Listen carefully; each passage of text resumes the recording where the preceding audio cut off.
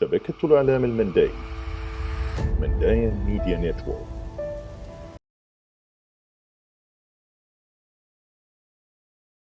At this time, look, I think I have a strong commitment and connection with the Mandaean community. I first came into contact with the Mandaean community through when I started working at Liverpool Women's Health Centre, and we had a project that was given to me to do that was using creative arts, working with refugee women around processing trauma. And with creative arts, taking a storytelling approach. So what was culturally appropriate and made sense within a particular communities, how they then told their story. So I worked with the women, Baha'i women, faith women, which was fantastic, Sudanese women and Mandaean women. And it was at the particular point in time with what was happening in Iraq, in the wartime, and people trying to get to Syria, to get to safe places. So it was a very raw experience, and sitting with the women and being able to talk about, for them being able to talk about their experiences was really, really important. And I remember from that particular group, that was the feedback they gave me. You sat and listened to us, which is really important in terms of that bearing witness. So that was the beginning of the journey, and then as counsellor, being involved in and being able to attend the Mandaean Remembrance Day, which was very powerful and profound. So working with the Mandaean youth has been a really, energising experience, and talking to, hearing from them who they would like to be connected with in the community, like First Nations people and things like that. So I'm very much a bridge builder, and I think that is probably within women's, that's how women work in networking and building bridges. So, if there's some way that I can build a bridge for this group to meet with that group, then I help make those links.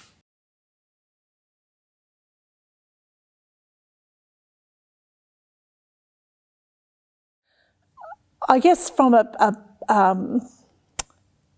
it was purely from a health and safety perspective. I wasn't aware as a counsellor of any other meetings that the community may have had with council. Those discussions didn't come to all councillors, so that particular meeting was the first time that I had seen the issue come up, and thinking, oh my goodness, we're talking about water quality, we're talking about how Lighthorse Park had been presented to councillors and to the public as a public recreational space, and thinking, how does this all fit together? In understanding, that baptism is a personal, private and very sacred practice and experience. How do we fit that within a public setting? All these questions are running through my head because I had not been fully informed about what was going on.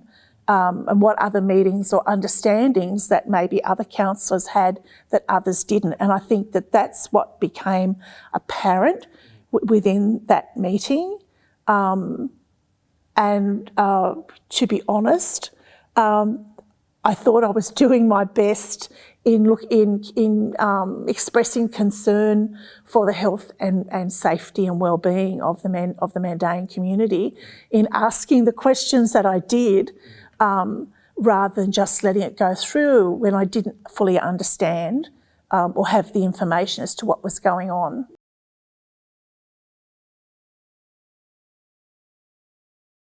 Look, I think from a state government perspective, I mean, as what I said previously, the Georges River has been heavily polluted.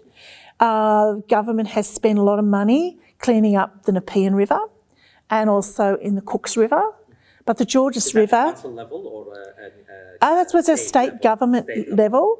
The Georges River has been forgotten, and as chair of the Aboriginal Consultative Committee, I also understand the concerns and the grief of Aboriginal people who are very also connected to the river, that it's in the state that it is.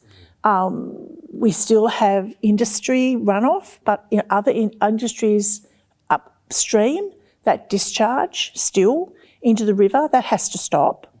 If we are committed, and I would love to see a proper look at the Georges River to get it fit for purpose, and understanding too that we've had a couple of floods, and sure, those reports may be very different as to where the sediment is at, and that's why I'd like those kinds of reports back, so that we all know and it's all transparent and we all understand what's going on in the river.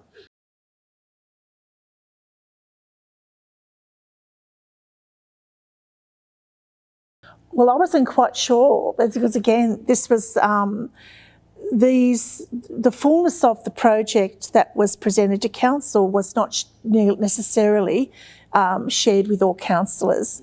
And if we had have had a briefing on it, that information would have been explained to all councillors.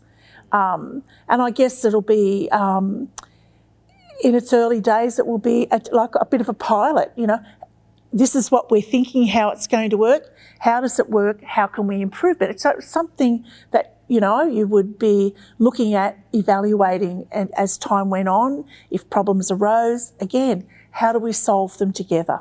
What might be the best solution?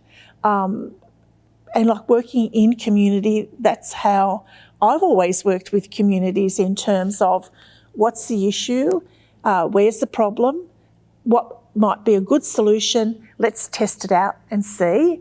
And if it needs tweaking, then that's what we do. So again, had that come to a proper meeting with councillors, then we all would have understood that and where it was going. Yeah, that one that I did hear from a member of the community that I reached out to, because when it came to, I don't know what's going on here, can you tell me some more?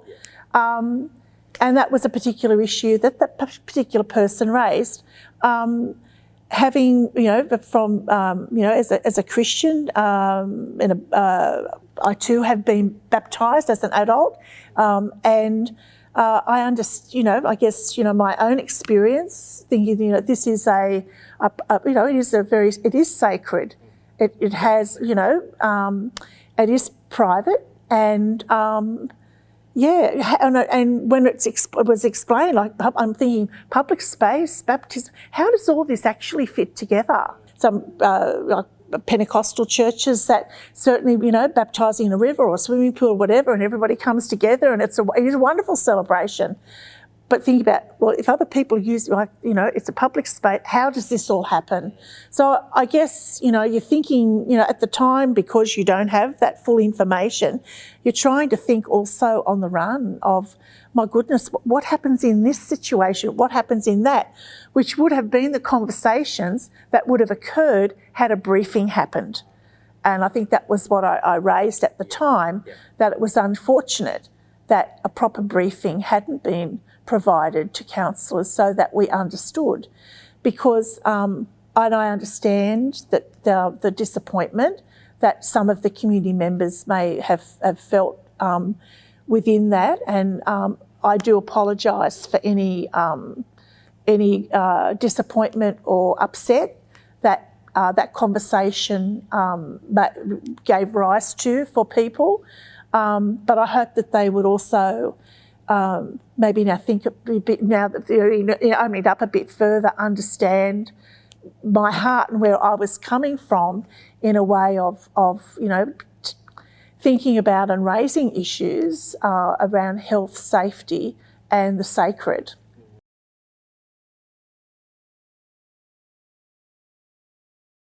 Look, let's keep the conversation going.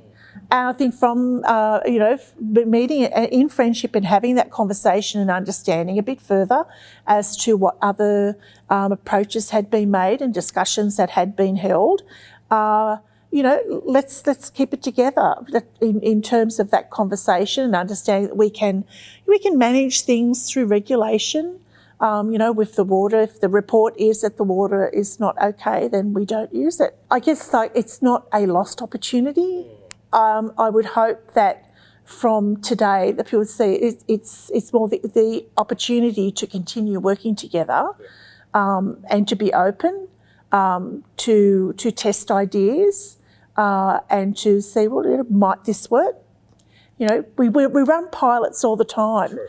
In the community sector, see, what will gel, what doesn't, and I guess this would be another example of, this is the advice. Let's see how it goes. And then evaluate it. What did it work? What didn't work? And how do we change it? And having that conversation together on how we arrive at another position.